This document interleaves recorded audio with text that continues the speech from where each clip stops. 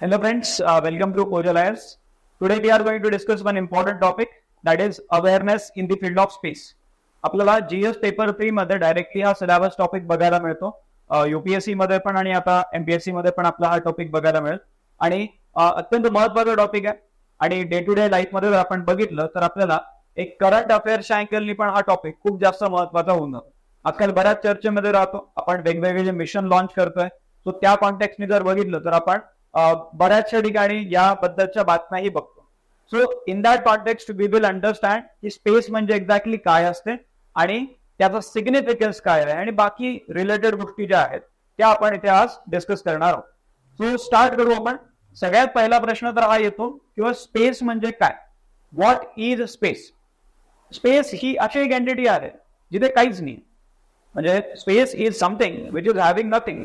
आता नथिंग म्हणजे काय तर vacuum, because there is no medium in the space. Like आपण म्हणतो ना सॉलिड, लिक्विड, गॅसेस, पण अशा प्रकारचं कोणतेही मीडियम आपल्याला स्पेस मध्ये बघायला मिळत नाही. So it is having a vacuum like condition. It is having a vacuum like condition. So space म्हणजे काय, व्हॉट इज स्पेस असं जर आपल्याला विचारलं जात आहे तर आपण एक तर त्याला असं म्हणू शकतो की a reason which is having nothing. So we can, in other words, we can say that space is everything in the universe beyond the top of Earth's atmosphere.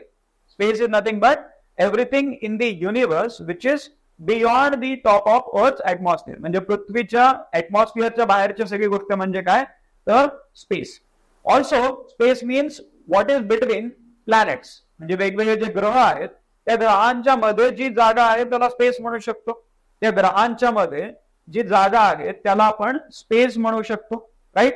So तो एक भाग झाला.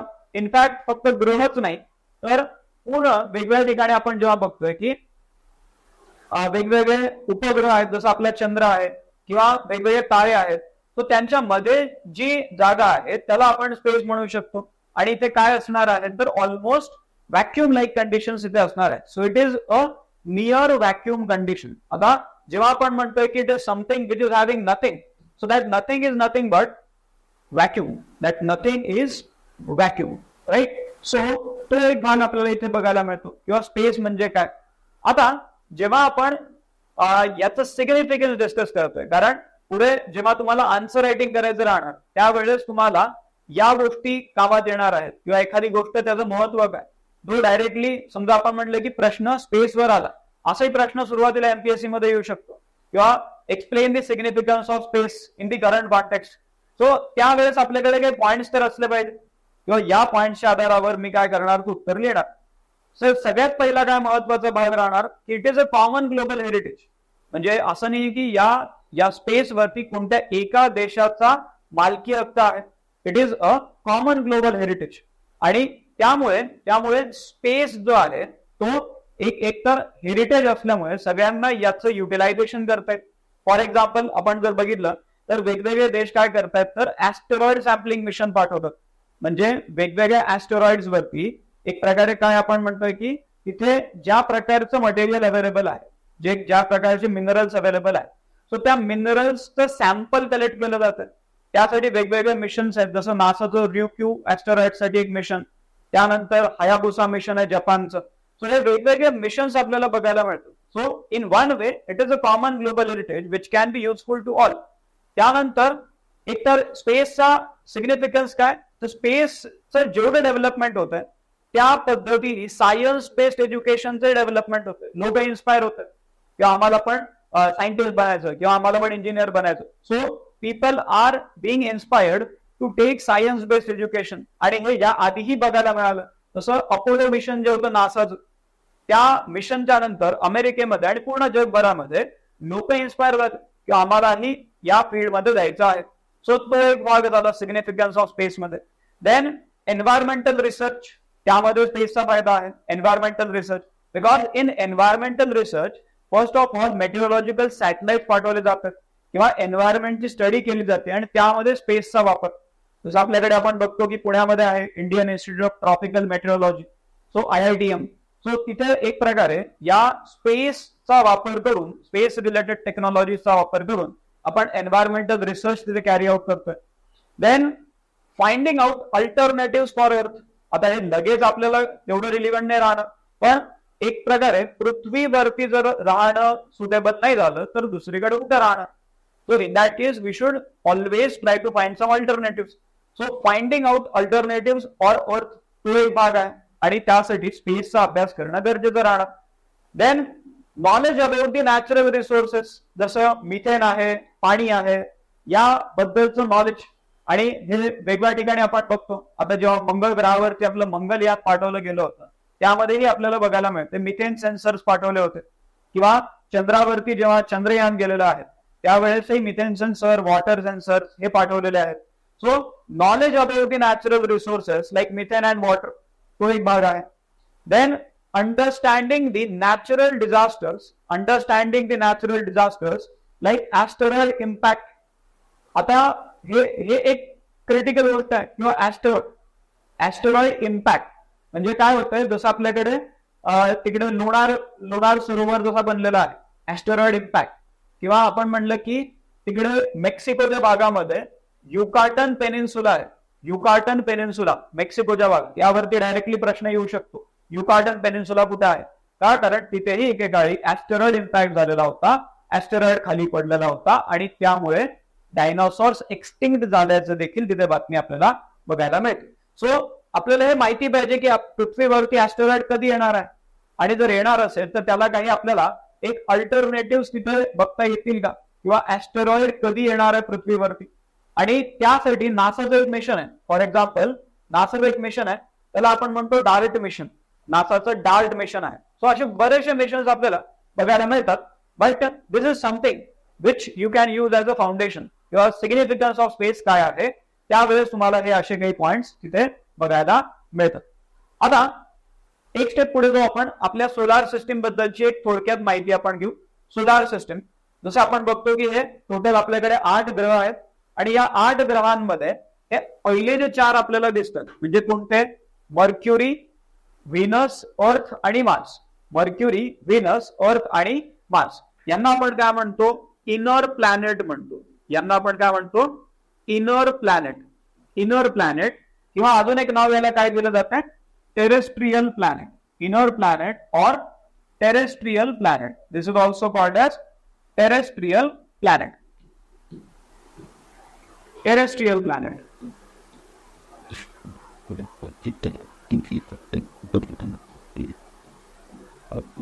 देन इथून पुढे जे आपल्याला दिसत आहेत ज्युपिटर, सॅटर्न, युरॅनस आणि नेपच्यून. इथून पुढे जे आपल्याला दिसत आहेत ज्युपिटर, सॅटर्न, युरॅनस आणि नेपच्यून. सो हे जे प्लॅनेट्स आहेत यांना आपण काय म्हणतो, यांना आपण म्हणतो आउटर प्लॅनेट. आउटर प्लॅनेट किंवा अजून एक नाव काय असते, गॅस जायंट. अजून एक नाव काय असते, गॅस जायंट. आता इथे जर आपण बघितलं प्रश्न वेगवेगळ्या परीक्षांमध्ये, युपीएससीचं बोलायचं झालं तर युपीएससी मध्ये 1990च्या डिकेडमध्ये 1992, 1995, 1997 या वर्षांमध्ये या टॉपिक्स वरती रेग्युलरली प्रश्न आलेले आहेत. जसं आपण म्हणलं की सगळ्यात पहिले तर एक आपल्याला हे माहिती पाहिजे की पृथ्वीच्या जवळ कोणता ग्रह आहे, एक तर व्हीनस आहे, राईट. त्यानंतर सूर्याच्या सगळ्यात जास्त जवळ कोणता ग्रह आहे, mercury. So which is the smallest planet, smallest is here mercury.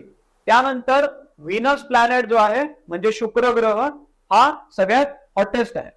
आता सूर्याच्या सगळ्यात जवळ आहे मर्क्युरी, पण सगळ्यात गरम ग्रह आहे व्हीनस. असं का, कारण तिथे आपल्याला जो ग्रीन हाऊस गॅस इफेक्ट आपण ज्याला म्हणतो तशा प्रकारचा इफेक्ट जास्त करून तिथे बघायला मिळतो, त्यामुळे तिथे उष्णता जास्त आहे. त्यानंतर पृथ्वीला आपण काय म्हणतो, ब्लू प्लॅनेट म्हणतो. मंगळ ग्रह जो आहे त्याला आपण काय म्हणतो, रेड प्लॅनेट म्हणतो. सगळे प्रश्न आहेत परीक्षेमध्ये आलेले. रेड प्लॅनेट त्याला आपण काय म्हणतो, रेड प्लॅनेट.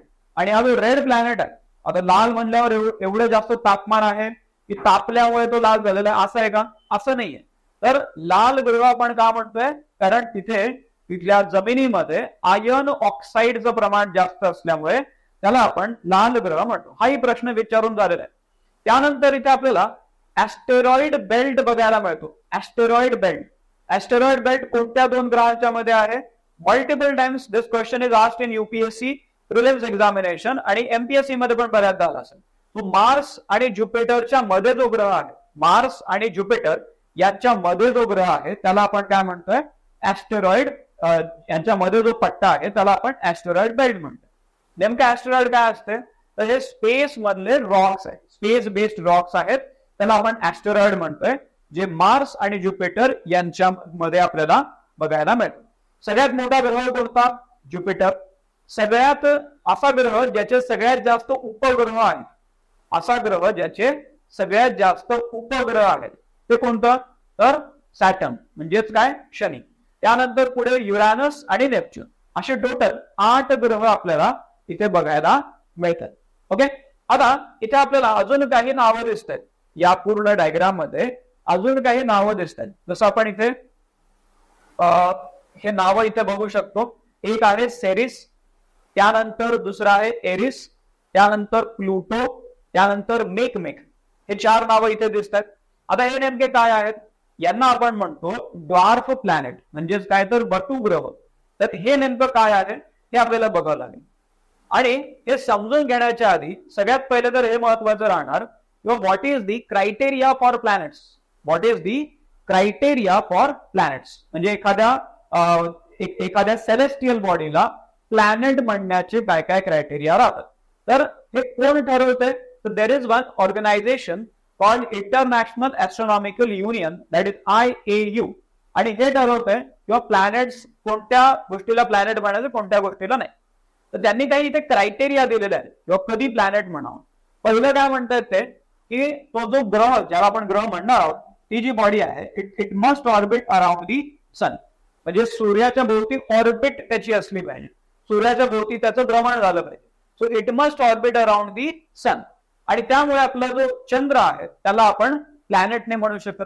का, कारण चंद्र जो आहे तो सूर्याभोवती फिरतोय का, नाही, चंद्र फिरतोय पृथ्वीभोवती. So moon can not be considered as planet. दुसरा काय क्रायटेरिया म्हणतात ते, it must have enough mass which will maintain its spherical shape. म्हणजे त्याचं मास जे आहे ते एवढं असलं पाहिजे की जेव्हा तो ग्रह फिरणार तर तो ग्रह स्फेरिकल शेप मध्ये राहायला पाहिजे. कारण जर जास्त मास असेल तर ते वेगवेगळ्या भागामध्ये प्रॉपरली डिस्ट्रीब्यूट होईल आणि त्यामुळे स्फेरिकल शेप जो आहे तो मेंटेन राहील. So it must have enough mass so that it can maintain its spherical shape. आणि तिसरं काय, it must be large enough to dominate its orbit. म्हणजे आता समजा आपण म्हणलं एक कक्षा आहे, ऑर्बिट म्हणजे काय, कक्षा. सूर्याच्या भोवती ज्या रस्त्याने तो ग्रह फिरणार आहे तो रस्ता म्हणजे कक्षा.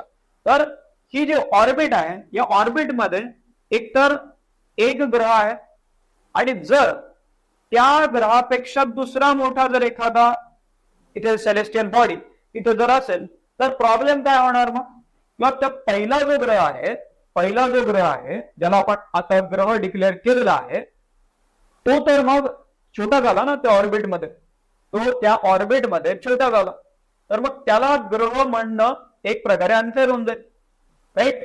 जर आपण म्हणतोय की त्याच्यापेक्षा दुसरा एखादा मोठा ऑलरेडी सेलेस्टियल बॉडी तिथे आहे तर मग त्याला कसं ग्रह म्हणणं. So it must be large enough to dominate its orbit. आणि मग इथे प्रॉब्लेम झाला प्लुटोचा.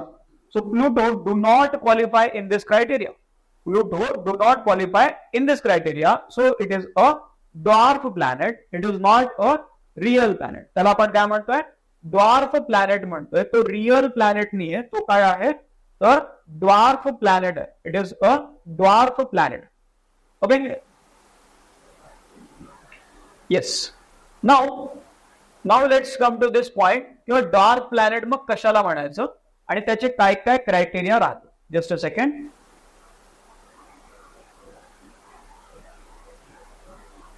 ओके,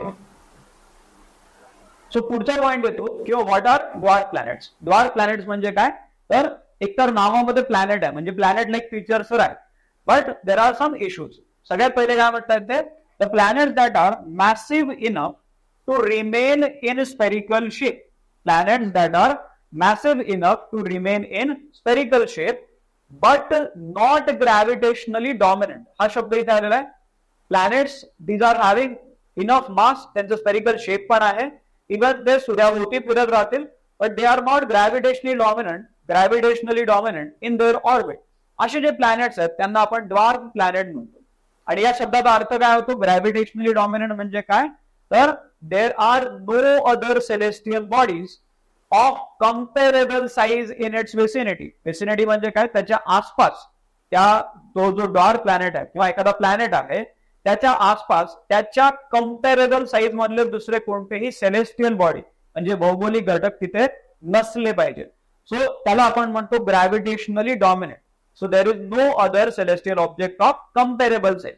आणि मग त्यामुळे जर असं जर झालं की प्लुटोपेक्षा अजून मोठे तिथे किंवा त्याच्या कम्पेरेबल साइज मधले अजून सेलेस्टियल बॉडी सापडतात त्या कक्षेमध्ये, त्यामुळे आपण म्हणतोय की Pluto can not be considered as real planet, it is a dwarf planet. आता उदाहरण जर बघितलं आपण इथे तर काय? प्लुटो, देन सिरिस, प्लुटो आहे, त्यानंतर सेरिस आहे, त्यानंतर एरिस आहे आणि मेकमेक. हे चार नाव. And there is one more name that is Haumea. Okay, so Pluto, Ceres, Eris, Makemake, and Haumea. These are the various dwarf planets. These are various dwarf planets. Okay. Yes.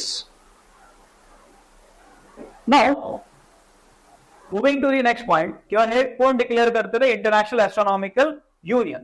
तर त्याबद्दलची एक थोडक्यात माहिती घेऊन घेऊ. इंटरनॅशनल ऍस्ट्रॉनॉमिकल युनियन सगळ्यात पहिलं तर हे काय आहे? It is a non governmental organisation. It is international NGO. International NGO कधी बनलेलं आहे? 1919 मध्ये बनलेलं आहे. कुठे बनलेलं होतं? तर बनलं होतं ब्रुसेल्स मध्ये. बेल्जियमची राजधानी आहे ब्रुसेल्स. इव्हन युरोपियन युनियनचं हेडक्वार्टर पण इथं आहे. सो ब्रुसेल्स मध्ये बनलेलं होतं.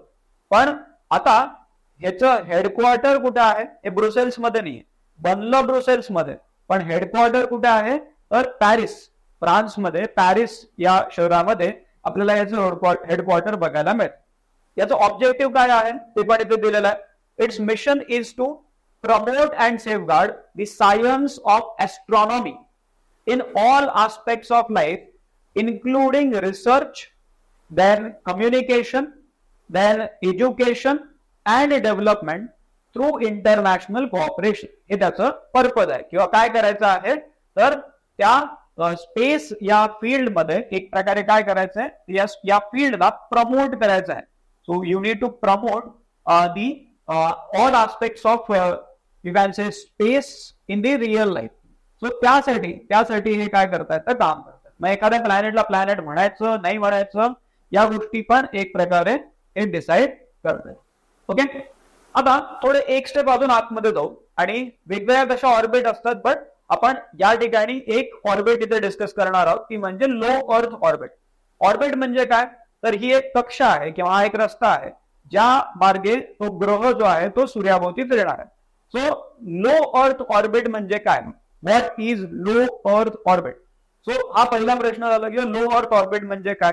तर एक अशी ऑर्बिट आहे म्हणजे समजा आपण म्हणले पृथ्वी आहे आणि पृथ्वीच्या भोवती समजा हे अशा पद्धतीने एक सॅटेलाइट आहे जो पृथ्वीच्या भोवती फिरतो. सो हे पृथ्वीच्या सगळ्यात जवळ अंतर आहे. दिस इज द क्लोजेस्ट डिस्टन्स. आणि या मार्गाने पृथ्वीच्या भोवती जो सॅटेलाइट फिरत आहे आणि ती जी ऑर्बिट आहे, मग याला आपण काय म्हणतो? मग this is nothing but low अर्थ orbit. So it is an orbit that is relatively close to the earth surface. आणि किती क्लोज आहे? तर it is normally at an altitude of less than 1000 kilometre. Less than 1000 kilometre एवढ्या अल्टिट्यूडला ते राहते. And it could be as low as 160 kilometre above the earth. म्हणजे पृथ्वीच्या सरफेस पासून 160 किलोमीटर वरती किंवा मॅक्सिमम 1000 किलोमीटर वरपर्यंत ही ऑर्बिट आपल्याला बघायला मिळते. आता एकतर यामध्ये ऍप्लिकेशन खूप आहेत त्याचे. आता आपण जर बघितलं तर आपलं जे गगनयान मिशन जाणार आहे ते पण आपण लो अर्थ ऑर्बिट मध्ये लॉन्च करणार आहोत. त्यानंतर आपलं जे इव्हन स्पेस स्टेशन आपण प्लॅन करतोय, भारताचं स्वतःचं स्पेस स्टेशन, ते पण लो अर्थ ऑर्बिट मध्ये आपण प्लॅन करतोय. देन इंटरनॅशनल स्पेस स्टेशन जे आहे, international space station that is also in low अर्थ ऑर्बिट. सो बऱ्याचशा गोष्टी आपल्याला लो अर्थ ऑर्बिट मध्ये बघायला मिळतात. आणि ह्याचं एक प्रकारे युटिलिटी खूप जास्त आहे. पहिलं तर काय? It is the orbit most commonly used for satellite imaging. जेव्हा आपण इमेजिंग सॅटेलाइट्स म्हणतोय किंवा आपण म्हणतो अर्थ ऑब्झर्वेशन सॅटेलाइट, सो त्यामध्ये लो अर्थ ऑर्बिटचा वापर केला का, याचं पण एक महत्वाचं कारण आहे. किंवा लो अर्थ ऑर्बिटचा वापर इथे का होतो, किंवा इमेजिंग सॅटेलाइट किंवा तुम्ही ऐकलं असेल अर्थ ऑब्झर्वेशन सॅटेलाइट, अर्थ ऑब्झर्वेशन सॅटेलाइट EOS. सो हे नेमके लो अर्थ ऑर्बिट मध्ये आपण का पाठवतो, कारण एक त्यामध्ये लॉजिक असं आहे की जर तुम्ही एखाद्या गोष्टीचा फोटो काढ, इमेजिंग म्हणल्यावर काय फोटो काढणार आहे, तर समजा मी म्हणलं की मी एका गोष्टीचा फोटो त्या गोष्टीच्या जवळ जाऊन काढतोय आणि एखाद्या गोष्टीचा फोटो दुरून काढतो, गिव्हन दॅट त्या इमेजिंग इक्विपमेंट जे आहेत त्याचे स्पेसिफिकेशन सेम आहे. सो जर जवळून मी फोटो काढतोय तर त्याची क्लॅरिटी काय राहणार, ऑब्विसली जास्त राहणार कम्पेअर टू जर मी दुरून काढला फोटो. आणि ही ऑर्बिट अशी आहे जी पृथ्वीच्या खूप जवळ आहे. अँड बिकॉज ऑफ दॅट इथे या ऑर्बिटमध्ये एकतर लो अर्थ ऑर्बिटमध्ये इमेजिंग सॅटेलाइट्स पाठवले जातात. दुसरं काय, it is also the orbit used for international space station. आता इथे हे का बरं, पुन्हा ऑर्बिट पृथ्वीच्या जवळ आहे. जर तुम्हाला ऍस्ट्रोनॉट्सला एका ठिकाणाहून दुसऱ्या ठिकाणी म्हणजे पृथ्वीवरून समजा स्पेस स्टेशनला पाठवायचं किंवा स्पेस स्टेशन वरून परत पृथ्वीवर आणायचं, सो त्यामध्ये एकतर डिस्टन्स कमी होऊन जातं, पहिलं तर ते आहे. ऍस्ट्रोनॉटची सेफ्टी जी आहे ती पण एक प्रकारे एन्श्युअर करता येईल, rather than travelling a long distance, हे रिस्की होऊ शकतं, तो एक भाग आहे.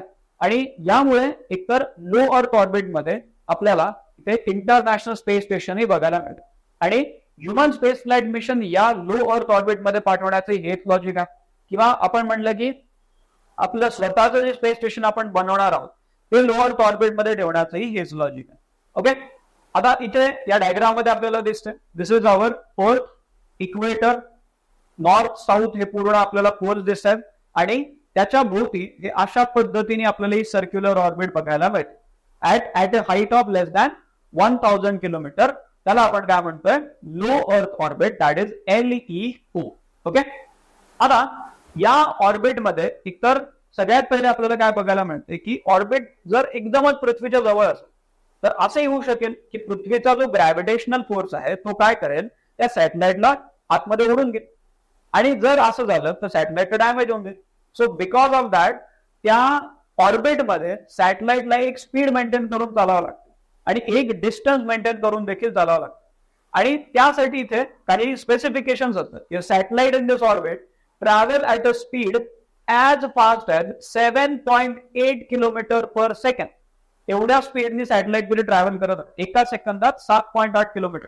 का, जेणेकरून तो जो सॅटेलाइट आहे तो पृथ्वीच्या ग्रॅव्हिटेशनल पुलमुळे आतमध्ये ओढला नाही जावा म्हणून हे केलं जातं. But there is one more thing here, orbital decay. Orbital decay, आता इथे होतं काय की जर एखादा सॅटेलाइट आपण म्हणलं की 160 किलोमीटर मिनिमम म्हणजे पृथ्वीपासून मिनिमम 160 किलोमीटर अंतरावरती या ऑर्बिट्स सुरू होतात, तर 160 पेक्षा कमी अंतरावरती आपण जर एखादा सॅटेलाइट पाठवलं, if a satellite is at a distance less than 160 kilometre, तर काय होणार, तर जी भीती होती तेच होणार किंवा तो जो पृथ्वीचा ग्रॅव्हिटेशनल पुल जो आहे त्यामुळे काय होणार, तो सॅटेलाइट आतमध्ये ओढला जाण्याची शक्यता राहील. आणि मग त्या केसमध्ये त्या सॅटेलाइटचं जे ऑर्बिट आहे ते डिफॉर्म होऊन जाईल. जसं आपण म्हणलं की पृथ्वी ही पृथ्वी आहे, आता इथे वरती हा सॅटेलाइट इथे होता, हा सॅटेलाइट आधी इथे होता, पण अचानक काय झालं तर त्या सॅटेलाइटला पृथ्वीने स्वतःकडे ओढलं, त्यामुळे तो सॅटेलाइट इथे आला. पुन्हा फिरता फिरता तो सॅटेलाइट थोडा वरती गेला, पुन्हा तो खाली आला, पुन्हा अजून तो खाली आला, एक पॉइंट असा आला की तो खाली पडून गेला. म्हणजे ऑर्बिट जी होती इथे, ही जी ऑर्बिट होती ती एक प्रकारे पूर्णपणे डिफॉर्म झालेली आहे. म्हणजे ऑर्बिट ती सरळ सरळ राहिली आहे काय तर नाही राहिली, आणि ऑर्बिट जी आहे ती एक प्रकारे काय झाली आहे, डॅमेज झालेली आहे. सो जर आपण याला इथे ड्रॉ केलं तर rather than it simple type of orbit, it is now like this. आणि ही जी गोष्ट आहे याला आपण म्हणतोय ऑर्बिटल डिके. काय म्हणतोय, orbital decay. So gradual reduction in the distance between earth and satellite. हळूहळू काय झालं, अर्थ आणि तो सॅटेलाइट त्यामधलं अंतर जे हळूहळू कमी झालं. का, कारण तो जो ऑर्बिट, तो जो सॅटेलाइट होता, it was placed at a distance less than 160 kilometre above the earth. Above the अर्थ लेस दॅन 160 किलोमीटर. तो त्यावेळेस हा जो एक प्रकारे ऑर्बिटल डिके आपल्याला तिथे बघायला मिळते. का? कारण तिथे ऑर्बिट जे आहे ते एक प्रकारे डिफॉर्म झाली. आता मग हे विचारलं तुम्हाला की orbital decay is associated with which orbit, so you should know that this is associated with low अर्थ ऑर्बिट. ओके, हा एक महत्वाचा भाग झाला. Then in low Earth orbit, there is one more type of satellite which is placed, that is nothing but remote sensing satellite. Remote sensing satellite. तर remote sensing म्हणजे काय असते? Remote sensing इव्हन MPSC मध्ये पण men's मध्ये हा topic आहे. तर रिमोट सेन्सिंग म्हणजे काय असते थोडक्यात आपण समजून घेऊ. किंवा रिमोट सेन्सिंग म्हणजे काय? एखाद्या गोष्टीला तुम्ही सेन्स करताय but from a remote location. Remote म्हणजे काय? एका अंतरावरून.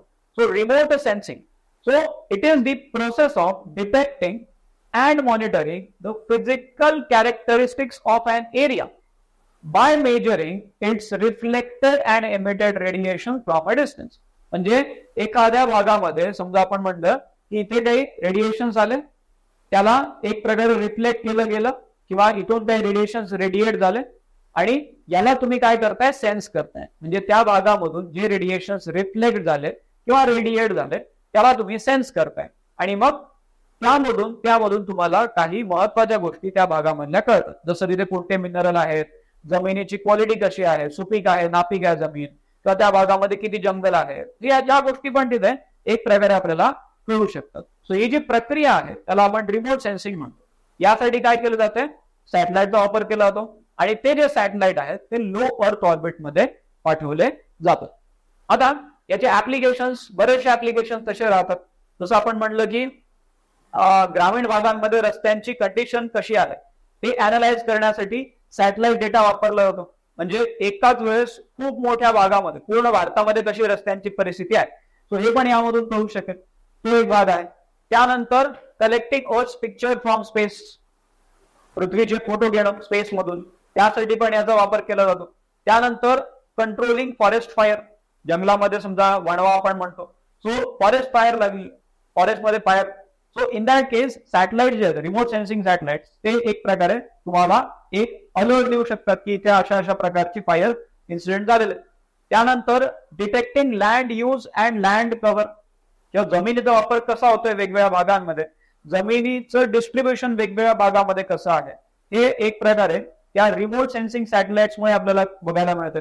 Then observing climate changes, specially glaciers, किंवा एखाद्या भागामध्ये आधी बर्फ होता पण आता दिसत नाहीये, मग त्यामध्ये काय झालेलं असावं? मोस्ट प्रोबॅबली तिथून जे ग्लेशियर आहे ते मेल्ट झालेलं आहे, तापमान वाढलेले आहे. सो ऑब्झर्विंग क्लायमेट चेंजेस तो एक भाग आहे. प्रेडिक्टिंग पोटेन्शियल लँडस्लाइड्स, जसं आपल्याकडे हिमालयाच्या भागामध्ये बरेचसे असे लँडस्लाइड इन्सिडेंसेस बघायला मिळतात. सो याचा एक क्लू आपल्याला रिमोट सेन्सिंग सॅटेलाइट देऊ शकते.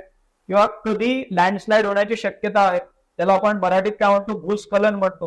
सो कधी ही शक्यता आहे, सो तो एक अंदाज आपल्याला या सॅटेलाइट्स मुळे मिळू शकतो.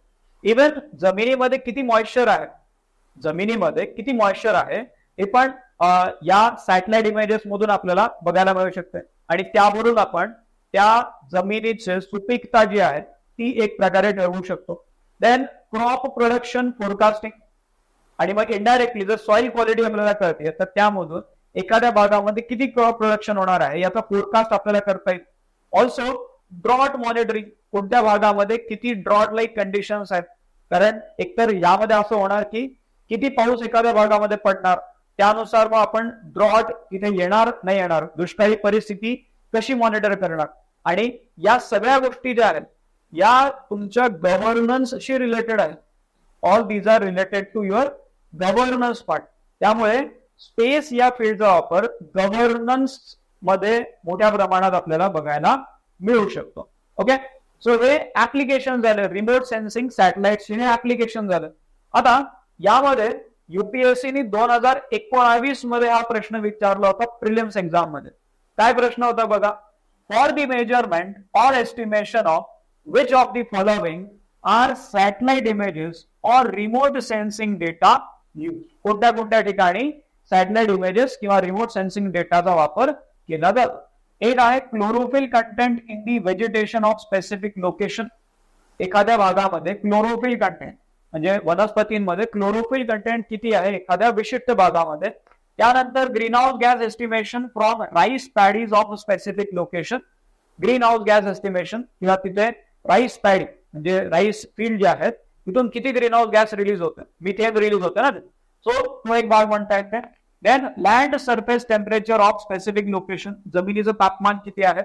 सो यापैकी कोणत्या गोष्टी अशा आहेत की ज्या सॅटेलाइट इमेजेसनी किंवा रिमोट सेन्सिंग डेटाने आपल्याला मेजर करता येतात. 1 ओनली, 2 and 3 ओनली, 3 ओनली आणि 1, 2 and 3. आता इथे हे तीनही गोष्टी ज्या आहेत या आपण त्या रिमोट सेन्सिंग डेटाचा वापर करून मेजर करू शकतो. त्यामुळे इथे आन्सर काय असेल, ऑप्शन डी, 1, 2 and 3. बऱ्याचशा गोष्टी यामध्ये अशा आहेत की ज्या एकतर स्टँडर्ड लेवलवरती आपल्याला काही ऍप्लिकेशन माहिती असतात, but apart from that even when you are reading newspaper, from that also you can get idea की कशा पद्धतीने रिमोट सेन्सिंग सॅटेलाइटचा वापर होतो. एखादा समजा बातमी आली किंवा रिमोट सेन्सिंग सॅटेलाइट लॉन्च केला गेला, मग ते कशासाठी केला गेला ते पण त्या बातमीमध्ये दिलेलं असतं आणि मग तिथूनही आपल्याला अशा प्रकारच्या गोष्टी बघायला मिळू शकतात. ओके, सो या काही अशा गोष्टी आहेत ज्या तुम्हाला बेसिक लेवलवरती माहिती असतात. Awareness in the field of space या टॉपिक मधल्या बेसिक लेवलवरच्या या गोष्टी राहतात किंवा स्पेस म्हणजे काय, सोलार सिस्टीमची एक जनरल आयडिया, त्यानंतर रिमोट सेन्सिंग सारख्या गोष्टी, even that orbital decay, that is also very important. त्यांना डायरेक्टली क्वेश्चन्स विचारले जातात या अशा प्रकारच्या टॉपिक्स वरून. आता यामध्ये अजून बऱ्याचशा गोष्टी राहतात ज्या एक फाउंडेशन म्हणून तर हे आपण बघितलं, but there are some other things also. यामध्ये तुम्हाला जेव्हा न्यूजपेपर मध्ये एखादं स्पेस मिशन लॉन्च केलं गेलं तर त्यावेळेस तुम्हाला माहिती असलं पाहिजे की ते स्पेस मिशन कशासाठी लॉन्च केलं जाते आणि मग तो सगळा भाग जो आहे तो तुमच्या करंट अफेअर्स मध्ये बघायला मिळतो. बट आजच्या सेशनसाठी आपण इथेच थांबू. Awareness in the field of space हा आपला टॉपिक आहे आणि या काही गोष्टी आपल्याला एक बेसिक लेवलवरती माहिती असेल. आता आपण इथे थांबू. इथून पुढच्या सेशन मध्ये अशाच काही इंटरेस्टिंग गोष्टी घेऊन आपण पुन्हा भेटू. Thank you very much.